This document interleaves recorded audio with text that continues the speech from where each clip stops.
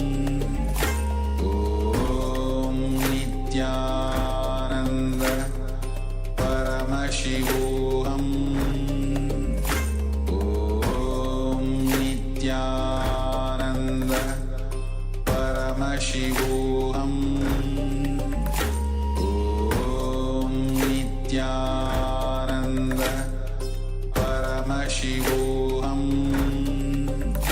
Om Nityananda Paramashivoham Om Nityananda Paramashivoham Om Nityananda Paramashivoham Om Nityananda Paramashivoham Om Nityananda Paramashivoham Om Nityananda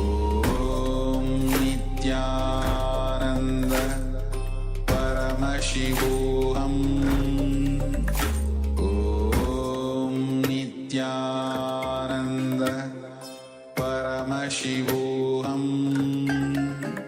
Om Nityananda Paramashivoham Om Nityananda Paramashivoham Om Nityananda Paramashivoham Om Nityananda Paramashivoham Om Nityananda Paramashivoham. Please chant the Mahavakya intensely.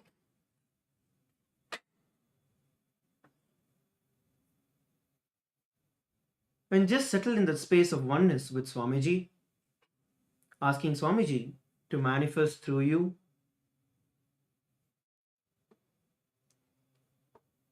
Please continue for a few more moments. Paramashivoham Om Nityananda Paramashivoham Om Nityananda Paramashivoham Om Nityananda Paramashivoham Om Nityananda Paramashivoham Om Nityananda Paramashivoham Om Nityananda Paramashivoham Om Nityananda Paramashivoham. Yes, all of you can now relax. Please open your eyes. Slowly open your eyes. And please pen down all the details that Swamiji showed you in your third eye. It can be the color, it can be the image, it can be the shapes. Multiple details that you were able to see that Swamiji showed you. Please pen down. Please take a few moments to please pen this down.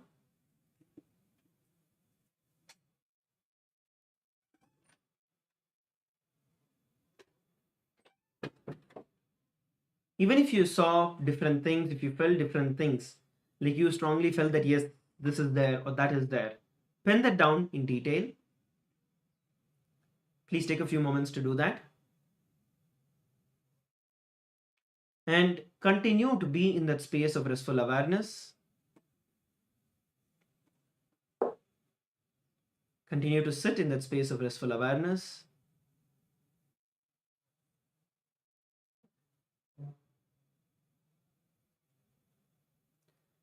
We'll be looking at the answer shortly in a few moments. You can also post your answers, your questions in the chat or as comments on the social media.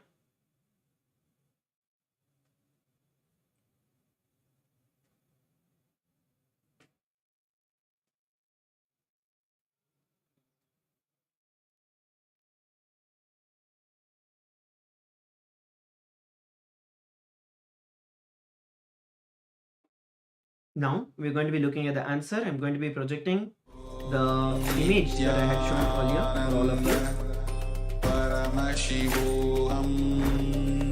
So as you can see, it is the image of a beach with palm trees, small hill, and the other details that you're able to view on the screen. The waves, the ocean.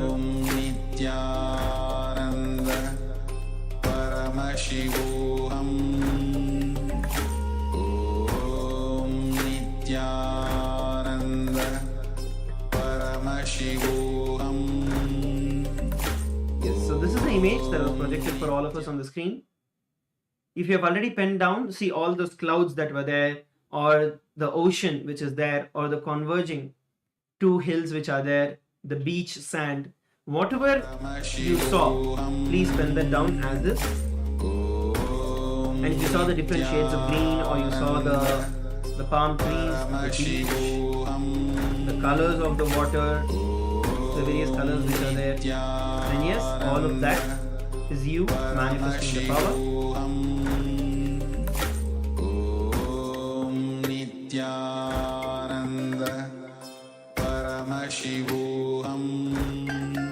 So now,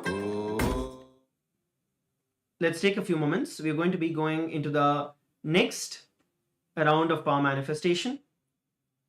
I'm going to be projecting another image for every one of you. I request all of you to please put on your eye bands.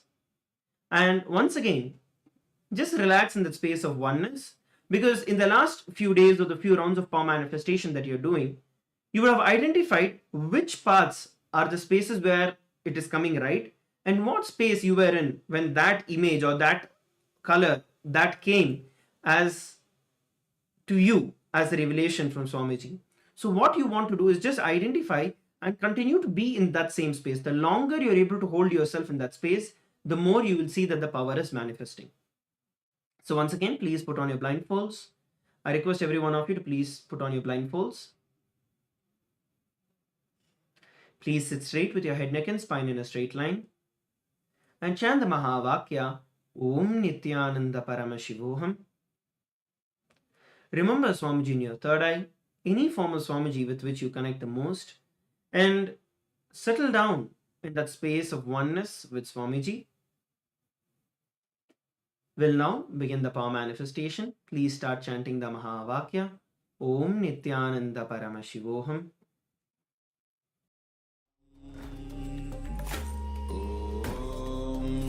Nityananda Paramashivoham. Om Nityananda Paramashivoham. Om Nityananda Paramashivoham. Om Nityananda Paramashivoham. Om Nityananda Paramashivoham. Om Nityananda Paramashivoham. Om Nityananda Paramashivoham.